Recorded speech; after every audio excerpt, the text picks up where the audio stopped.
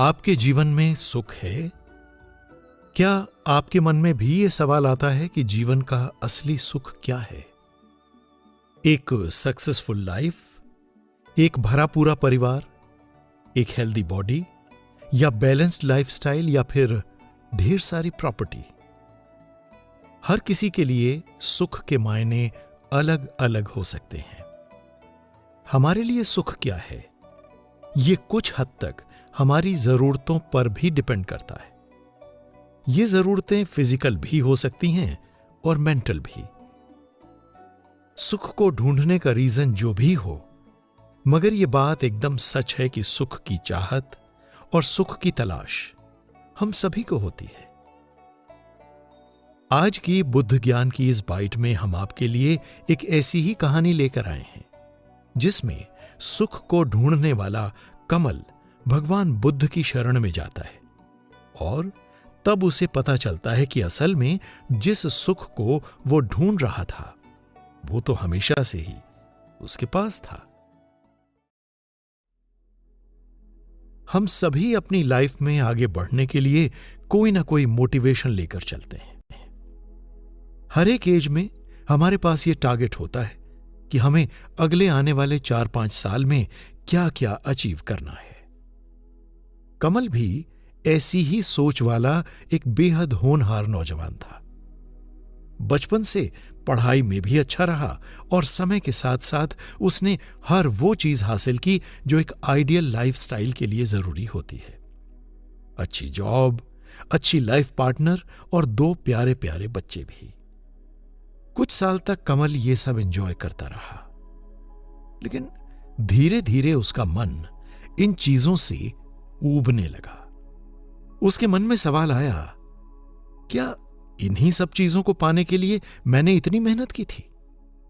हमेशा सब लोग यही कहते रहे, बस ये और कर लो, फिर आगे की लाइफ आराम से बीतेगी, आगे का जीवन सुख से भरा होगा।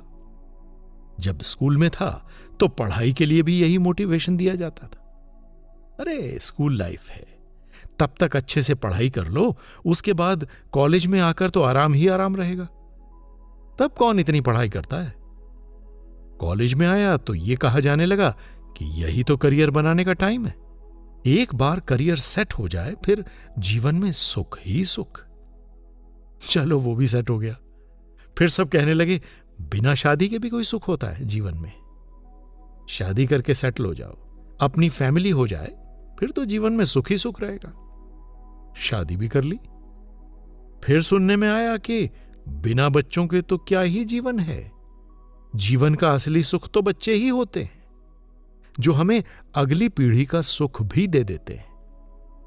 अब बच्चे भी हो गए, मगर अब भी मुझे सुख को बनाए रखने के लिए इतनी मेहनत क्यों करनी पड़ती है?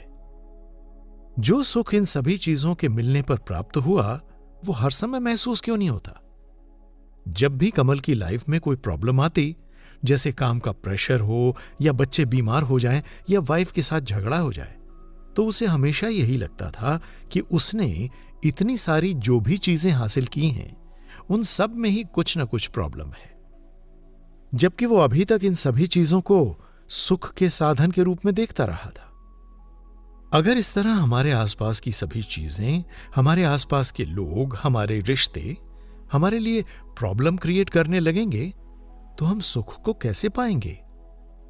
इन्हीं विचारों में उलझा हुआ कमल भगवान बुद्ध की शरण में गया, क्योंकि वो जानता था कि भगवान बुद्ध कुछ तो ऐसा चमत्कार कर सकते हैं जिससे उसकी लाइफ सही रास्ते पर चलने लगे और उसे प्रॉब्लम के बजाय सिर्फ सुख ही सुख मिलने लगे।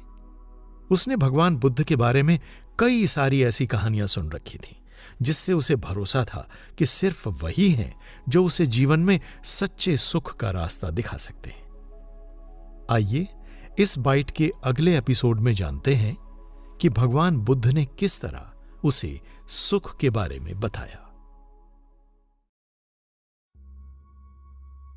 उसने भगवान बुद्ध को याद करते हुए सवाल किया, हे प्रभु, क्या मैं इन समस्याओं को ही सुख मानकर अपने जीवन में आगे बढ़ रहा था? मुझे हमेशा लगता था कि जीवन का असली सुख सफल होने में है, सुख से जीवन जीने के लिए मेरे पास एक अच्छी जॉब होनी चाहिए, अच्छी आमदनी होनी चाहिए। मगर अब एक अच्छी जॉब के बावजूद मैं खुश नहीं हूं।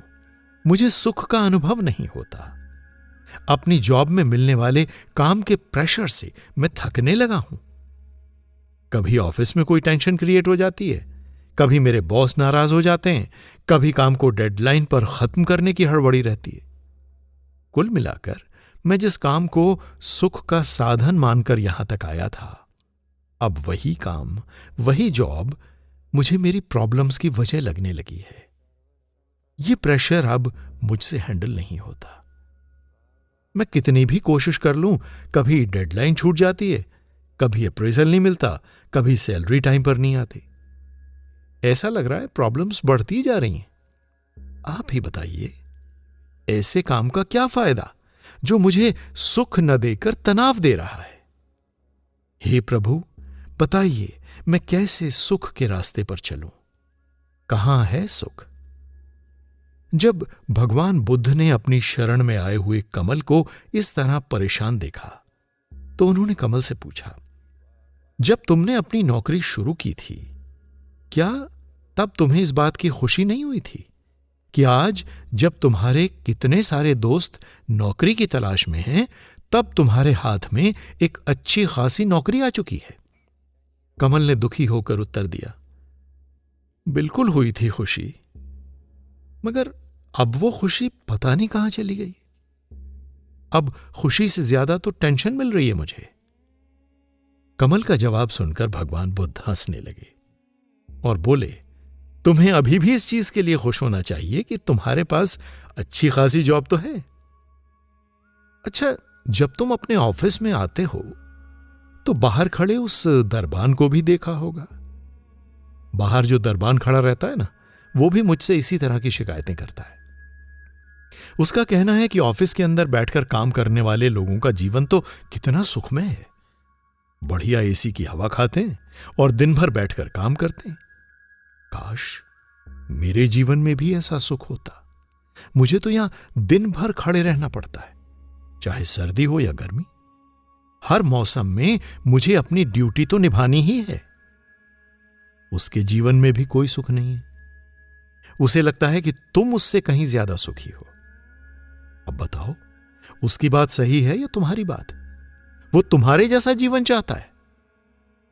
भगवान बुद्ध की बात सुनकर कमल एक पल को सोच में पड़ गया और फिर कुछ सोच समझकर आगे बोला, नहीं भगवान, वो अभी मेरी परिस्थितियों को ठीक तरह से जानता नहीं है, इसीलिए उसे मेरा जीवन सुख से भरा हुआ दिख रहा है। यह बिल्कुल वैसा ही है जैसे रेगिस्तान में चलते हुए हमें मृग मरीचिकाएं दिखती हैं, या फिर एक घास के मैदान में दूर की घास को देखो तो वो हमेशा अपने पैरों के पास वाली घास से हरी दिखाई देती है। मुझे पूरा यकीन है कि अगर उसे मेरे जैसी जॉब मिल जाए तब उसकी भी वही शिकायतें होंगी जो आज मैं कर रहा हूं। भगवान बुद्ध ने कमल की बात सुनकर हंसते हुए कहा, इसका मतलब है कि तुम्हारा बॉस तुमसे ज्यादा सुखी होगा, क्योंकि तुम्हें टेंशन देने वाला भी वही है। बताओ कमल, क्या तुम्हें ऐसा लगता है? भगवान बुद्ध का प्रश्न सुनकर कमल सोच में पड़ गया और फिर सहमति जताते हुए बोला, हां, अब आपने एकदम सही पर्सन का एग्जाम्पल दिया है। मुझे लगता है कि वो तो हम सब एम्प्लॉयज से सीनियर हैं। वो जरूर ही अपने जीवन में सुख का अनुभव करते होंगे। भला उन्हें ऑर्डर देने वाला कौन है? ये तो कंपनी ही पूरी उनकी है। इतना सुनकर भगवान बुद्ध मुस्कुराने लगे और कमल को समझाते हुए कहा, देखो, अगर कोई व्यक्ति अपने जीवन से शिकायत नहीं कर रहा है या तुम उसके जीवन की समस्याओं को नहीं जानते हो, तो यह भरोसा कर लेना गलत है कि उसके जीवन में कोई समस्या ही नहीं है। वैसे भी सुख का अनुभव तो समस्याओं के होते हुए भी किया जा सकता है। जीवन है तो समस्या भी होगी, मगर इसका यह मतलब नहीं कि सुख गायब ही हो जाए। बस तुम उसे महसूस नहीं कर पा रहे हो। और अगर तुम्हारे बॉस की बात की जाए तो यह बात सही है कि तुम्हारे बॉस को ऑर्डर देने वाला कोई नहीं है, वो अपनी मर्जी से, अपने हिसाब से सारा काम करता है, मगर उसके लिए ये सुख नहीं, एक समस्या ही है। इस आधार पर तो तुम्हें खुश होना चाहिए कि कम से कम तुम्हें यह सोचना तो नहीं पड़ रहा कि अब क्या काम करना है। तुम्हें काम बताने वाला तुम्हारे ऊपर कोई बैठा है। काम कैसे करना है बस यही तो डिसाइड करना है तुम्हें, और वो तो तुम्हें अच्छी तरह आता है। इस तरह देखा जाए तो अपने बॉस से ज्यादा सुखी भी तुम ही हुए। भगवान बुद्ध की बातें सुनकर कमल फिर सोच में पड़ गया और बहुत सोचने के बाद शिकायत करते हुए बोला, चलिए ठीक है, आपकी ये बात मान लेता हूं, मगर कम से कम उसकी फैमिली तो उससे सेटिस्फाइड होगी ना। मेरे यहां तो मेरी वाइफ की शिकायत ही कभी खत्म नहीं होती। उसे हमेशा ये शिकायत रहती है कि मैं कितना भी कमाऊं उसके खर्चे पूरे नहीं हो पाते। हम दोनों में कई बार झगड़े भी इसी बात को लेकर होते हैं। मेरे बॉस की लाइफ में ऐसी कोई प्रॉब्लम तो नहीं होगी ना। उनके पास तो हम सब लोगों से ज्यादा अर्निंग होगी, और मुझे लगता है इसीलिए उनकी वाइफ उनसे कंप्लेंट भी नहीं करती होगी। कमल की ऐसी सोच देखकर भगवान बुद्ध को भी हंसी आ गई। उन्होंने कमल को समझाते हुए कहा, अगर तुम्हारे सुख का यही पैमाना है तब भी तुम अपने बॉस से ज्यादा सुखी हो, क्योंकि हमसे जुड़े लोगों की समस्याएं उनकी उम्मीदों की वजह से होती हैं। तुम्हारी पत्नी को तुमसे यह उम्मीद है कि तुम इतना काम करते हो तो तुम्हारी आमदनी भी ज्यादा होनी चाहिए। और अगर तुम्हारे बॉस की बात करूं तो उनकी अपनी अलग समस्याएं हैं, क्योंकि पूरी कंपनी को मैनेज करने के लिए वो अपना पूरा टाइम अपने काम को दे देते हैं और चाहकर भी अपने घर वालों के साथ समय नहीं बिता पाते। इसलिए उनके घर में सभी को यह शिकायत है कि उनके लिए घर वालों से ज्यादा महत्वपूर्ण उनका काम हो गया है। झगड़े तो उनके घर में भी होते हैं। तो इस तरह तुम इस मामले में भी अपने बॉस से आगे हो, क्योंकि तुम अपने घर वालों को दोनों ही चीजें बराबर मात्रा में दे पा रहे हो, समय भी और रुपया भी। सबसे बड़ी बात, तुम उनके साथ को एंजॉय कर पा रहे हो।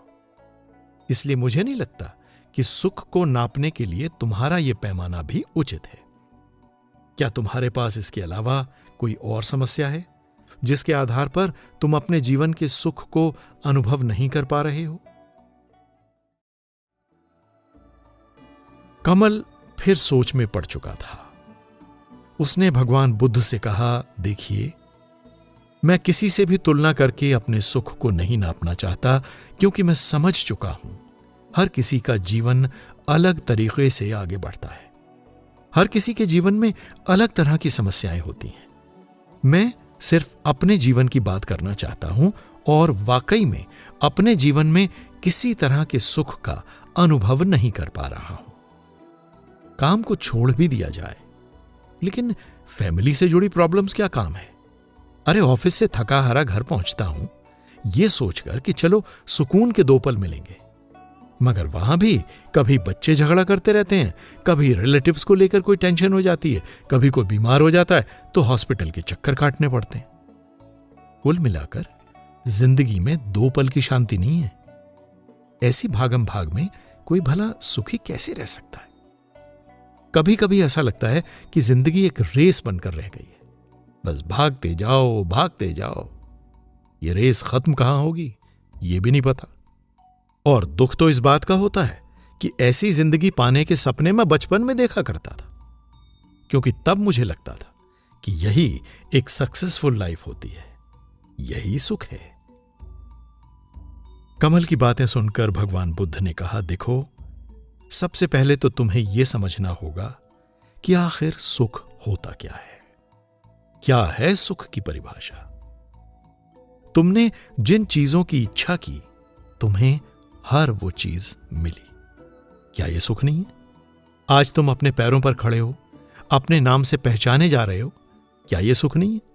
तुम्हारे पास काम का प्रेशर इसलिए है क्योंकि तुम्हारे पास करने के लिए काम है। तुम उस प्रेशर पर फोकस ना करके अपने काम पर फोकस करो और सोचो कि कितने लोग बिना रोजगार के ही रह जाते हैं। क्या तुम उन सभी लोगों से ज्यादा सुखी नहीं? रही तुम्हारे पारिवारिक कलह की बात, तो वो भी सिर्फ इसलिए है क्योंकि तुम्हारे पास परिवार है। तुम अपने जीवन का हर सुख दुख अपनों के साथ बांट सकते हो। तुम्हारे पास अकेलापन नहीं है। क्या ये सुख नहीं? देखो पुत्र, सुख केवल एक नजरिया है जो तुम्हें खुद ही बदलना होगा। अपना नजरिया बदलकर ही तुम सुख का अनुभव कर सकते हो। असल में सुख क्या है? तुम्हारी इच्छाओं की पूर्ति हो जाना ही तुम्हारे लिए सुख है। याद करो, बचपन से अब तक जब भी तुम्हारी कोई इच्छा पूरी हुई होगी तो तुम्हें सुख का अनुभव हुआ होगा। हां, आपने सही कहा। हर एक इच्छा की पूर्ति पर मुझे सुख का अनुभव हुआ, लेकिन वो सुख लॉन्ग लास्टिंग नहीं था। वो तो क्षणिक सुख था, थोड़े दिन तक रहा और फिर गायब। कमल ने अपनी परेशानी बताते हुए कहा तो भगवान बुद्ध उसे समझाने लगे। वो इसलिए क्योंकि तुम्हारी इच्छाएं बदलती चली गईं। एक इच्छा के पूरे होते ही तुमने दूसरी इच्छा शुरू कर दी। जब वो पूरी हुई तो तुम्हें फिर से सुख का अनुभव हुआ और तुम्हारी वो इच्छा भी खत्म हो गई। अगर तुम गौर करो तो तुम्हारी हर इच्छा ने एक दुख को भी जन्म दिया। जब तक तुम्हारी इच्छा पूरी नहीं हुई तब तक तुमने दुख को अनुभव किया, और जैसे ही इच्छा पूरी हुई तुम सुख का अनुभव करने लगे। फिर एक नई इच्छा और नया दुख। इस तरह तुम्हारा जीवन एक निश्चित क्रम में आगे बढ़ रहा है। तुम्हारी सारी इच्छाएं अब तक पूरी होती आ रही हैं और तुम्हें सुखी जीवन भी मिलता आ रहा है। लेकिन तुम इस बात को भूल चुके हो कि असल में इन्हीं चीजों से तुम्हें सुख की प्राप्ति भी हुई है। भगवान बुद्ध की बातें सुनकर कमल एकदम शांत था। उसे समझ आ चुका था कि असल में जिन इच्छाओं की पूर्ति पर उसे सुख का अनुभव हुआ वो सिर्फ दुख का माध्यम थी। उसने उदास होकर आगे पूछा, हे भगवान, यह बताइए कि अब सुख कैसे प्राप्त करूं? अब कोई इच्छा बाकी नहीं है। मैं वाकई में अपने जीवन से कुछ नहीं चाहता सिवाय सुख के। भगवान बुद्ध ने कमल को समझाया, देखो पुत्र, अगर वाकई में तुम्हें अपने जीवन में सुख का अनुभव चाहिए तो सबसे पहले अपनी इच्छाओं पर लगाम लगाओ। बाहर की दुनिया में तुम जिस सुख को ढूंढ रहे हो वो असल में तुम्हारे मन की संतुष्टि है। जीवन का सत्य समझने की कोशिश करो। तुम अपने जीवन में एक निश्चित मार्ग पर आगे बढ़ रहे हो। तुम्हें हर वो चीज मिली है जो एक आदर्श जीवन जीने के लिए किसी भी इंसान के लिए जरूरी होती है। मगर तुम जिस सुख की कामना करते हो वो तुम्हें जीवन के इन साधनों में मिल नहीं सकता, क्योंकि वो सिर्फ तुम्हारे मन का भाव है। सुख तुम्हारे भीतर ठीक वैसे ही छुपा हुआ है जैसे हिरण के गले में कस्तूरी छुपी रहती है। तुम जो भी कर रहे हो या आगे जो भी करना चाहते हो वो तो हमेशा ही करते रहोगे, मगर उन क्रियाओं में सुख को तलाशना बंद करो। अपने जीवन को खुश होकर जीना है तो अपने मन को शांत रखने का प्रयास करो और आत्मिक सुख की ओर ध्यान दो जिसको तुम दूसरे लोगों से चाहते हो। तुम भी तो उस सुख का स्रोत बन सकते हो। अपने आसपास के लोगों में सुख बांटने का प्रयास करो, फिर देखो कैसे तुम्हारा मन आत्मिक शांति से भर जाता है और तब मिलने वाला सुख चिरस्थायी होगा। तो दोस्तों, ये थी कमल की कहानी।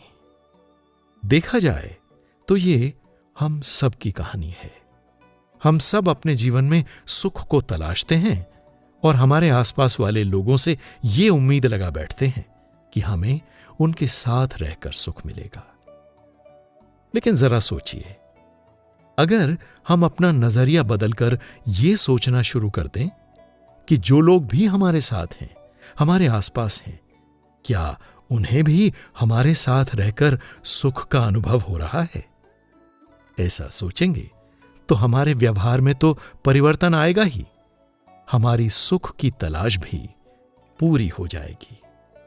दूसरों को खुशियां देकर, उनके साथ सुख को बांटकर ही सुख का अनुभव किया जा सकता है। आप भी ट्राई करके देखिए।